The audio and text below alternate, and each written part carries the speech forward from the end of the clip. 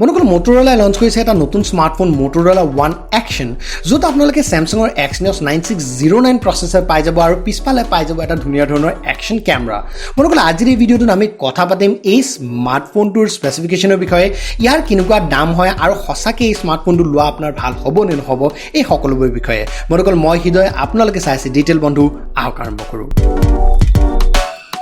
বন্ধুসকল যদি কথা কোৱা হয় Motorola এই নতুন স্মাৰ্টফোন Motorola One Actionৰ বিষয়ে তেনেহলে ইয়াতে আপোনালোকে 6.3 ইঞ্চৰ ফুল HD+ ডিসপ্লে পাই যাব যিখন এখন IPS ডিসপ্লে হয় এখনক IPS সিনেমা ভিজন ডিসপ্লে বুলি কোৱা হৈছে ইয়াতে 21:9 এসপেক্ট ৰেশিও আপোনাৰ স্ক্ৰিন টু বডি ৰেশিও পাই যাব এখনৰ ৰেজলিউশন বহুত ভাল বাট এইখন এখন IPS ডিসপ্লে হে হয় ইয়াতে যদি আমি কথা পাতো ইয়াৰ প্ৰসেসৰ তেনেহলে আপোনালোকে ইয়াতে Samsungৰ Octa-core Exynos 9609 প্ৰসেসৰটো পাই যাব য'ত আছে Mali G72 MP3 GPU টো আৰু ইয়াতে আপোনালোকে 4GB RAM পাই যাব 128GB স্টোৰেজ পাই যাব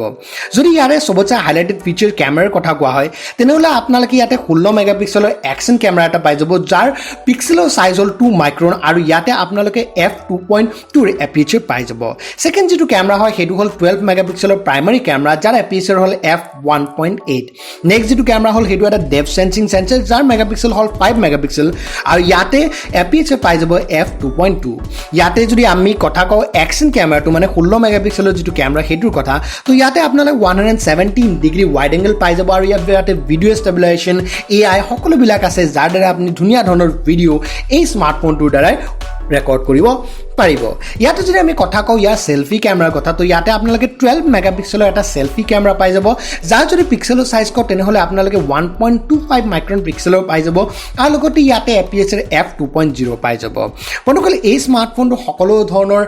কানেক্টিভিটি অপচন আৰু সকলো ধৰণৰ সেন্সৰৰ লগতে 3500 mAh ৰ বেটাৰী আছে যেটো 10 ওয়াট চাৰ্জিং সাপোৰ্ট কৰে দ্যাট মিন্স ইয়াতে আপোনালোকৰ ফাষ্ট চাৰ্জিং সাপোৰ্ট আপোনালোকে নাপাব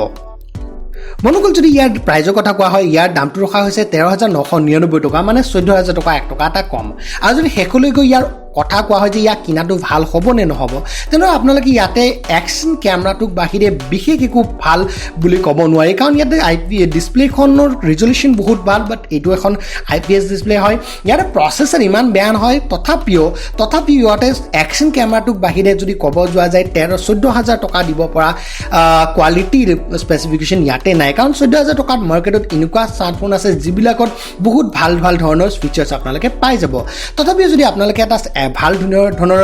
ভিডিও ৰেকৰ্ডিং কৰিম বুলি ভাবে তেনেহলে এই স্মাৰ্টফোনটো কিনিব পাৰে কমেন্টত মোক জনাব যে আপোনালোকে এই স্মাৰ্টফোনটো কেনেকুৱা পালে আপোনালোকে এই স্মাৰ্টফোনটো কিনিব নে নেকিনিব লগতে যদি এই স্মাৰ্টফোনটোৰ বিষয়ে কিবা সুধিব বিচাৰে তেনেহলে কমেন্টত গৈ পেলাই মোক সুধিব পাৰে বন্ধুসকল আজিৰ বাবে ইয়া আশা কৰিলে ভিডিওটো চাই ভাল লাগিলে যদি এই ভিডিওটো চাই আছে আমাৰ ফেসবুকত তেনেহলে পেজটো লাইক কৰি ল'ব যদি চাই আছে ইউটিউবত তেনেহলে আমাৰ চেনেলটো সাবস্ক্ৰাইব কৰি হে বেল আইকনটো দবাই দিব যাতে আমাৰ নটিফিকেশনসমূহ পাই থাকে বন্ধুসকল আজিৰ বাবে ইয়া ধন্যবাদ জয় অসম